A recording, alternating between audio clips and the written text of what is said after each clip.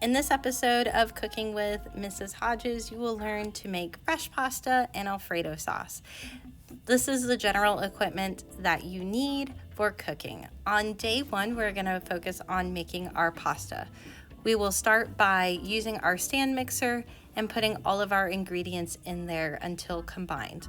That includes 1 3/4 cup of flour, 1 1/2 teaspoons of salt, 2 eggs, 1 1/2 teaspoons of olive oil, and 2 to 3 tablespoons of water. When you are doing the eggs, you may do them in a separate bowl if you would like to prevent eggshells from entering your mixture, but also remember to crack them on a flat surface, not on the edge of your bowl, and that will help eliminate some of the eggshell problems. Lock your stand mixer into place and put it on stir until combined. So this is what it should look like when it is ready.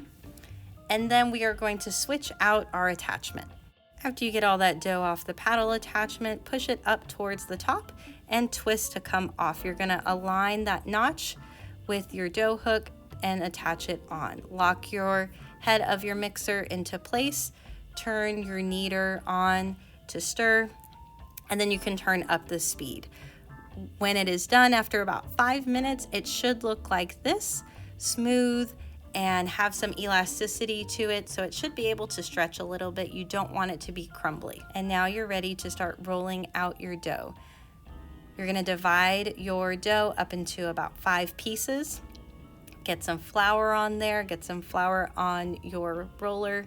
Make sure that your roller is set on 1. Okay, again, I'm putting flour. Flour is going to be your best friend on this. I put a little bit of flour in a bowl so that way I'm not dirtying my entire container. And then I'm just going to crank this, like I said, starting on number 1. And then I am going to slowly go up to 5. So now I have changed it up to 2. Add a little bit more flour so that way I am not sticking to anything. And then I'll move it up to 3. Again, going 1 time through for each level, all the way up to 5. And don't worry about how much flour. The more flour, the less likely you are to rip your dough. Now I'm going to move my handle up to where the cutter is, and this is going to cut my pasta into strips. If you don't have a pasta roller, you can do this by hand, and you can cut with a knife.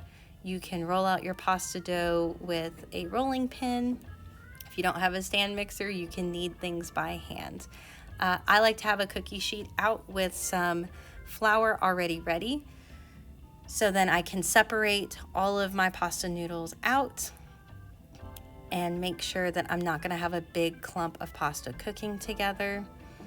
Get my little bowl of flour and dust that flour all over.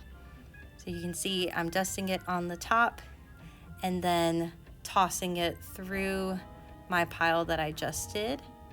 After I feel that it is nicely coated, it's not sticky, and it's separating enough from each other, I'm going to drape it over my hands. And then I'm going to create like a little nest like you see in these other piles. This is going to help ensure that as my pasta is freezing, that it doesn't end up all tangled up. So just twist it, and then you will continue with the rest of your pasta dough, rolling each piece and cutting. Once you have all your nests ready, you can put them in a Ziploc bag to freeze and make sure that there's no air in there. If you are making this at home and you are going to immediately boil your pasta, you do not have to freeze it. This is only because we are cooking the following day. Freezing it is much better than putting it in the refrigerator. It helps eliminate some of that sticking together. Day 2 means it's time to put our dish together. Start by filling up a large pot about 1/3 of the way up with hot water. Add about 20 shakes of salt and wait for a full boil before you add your noodles. It took my water about 17 minutes to get to a full boil. It should not be little bubbles. It should be like a jacuzzi. Lots of bubbles, so that way we make sure that we don't overcook our pasta, especially since it's fresh pasta. It's not going to take a long time to cook, and so we don't want to add it into our water too early. While you're waiting for your water to boil, this is a great time to start your sauce. I will start going over the instructions in step 5, but boiling your water, cooking your pasta, and making your sauce should be happening simultaneously. And finally, our water has reached a boil, so we're going to grab our nests out of the freezer, drop them carefully into the water for 5 minutes. These were straight from the freezer, so it's going to take 5 minutes to cook. If you are cooking them right after you make the pasta, then 3 to 4 minutes is fine. Cook them al dente, which means that you are cooking them to where they're still a little firm, but they're not crunchy. Stir them, kind of break it up, try it, and then you will drain the water from your pasta. So put a colander in the sink, pour the pot away from you so you don't get hurt, shake it, and you're good to go.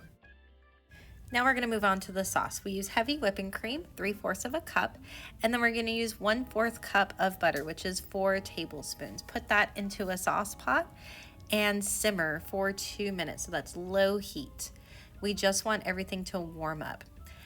After that 2 minutes has passed, we're going to add garlic and Italian seasoning, salt, and pepper. So I put 1 teaspoon of garlic, 1/4 teaspoon of Italian seasoning, a 1/4 teaspoon of salt, and a dash of pepper. A dash is 2 shakes. I'm gonna use my whisk and whisk for 1 minute, making sure that that butter gets all nice and melted in there. After it's been a minute and my butter is melted, I'm going to add a cup of Parmesan cheese and whisk until it's melted. This isn't going to take very long, and then you are ready to eat. So you will pour everything into the same pot, mix it well, and enjoy. If you want to add things like red pepper flakes to add some spice, more Parmesan cheese on top, or a protein to make it a complete meal, that is the way to go. I hope you enjoy.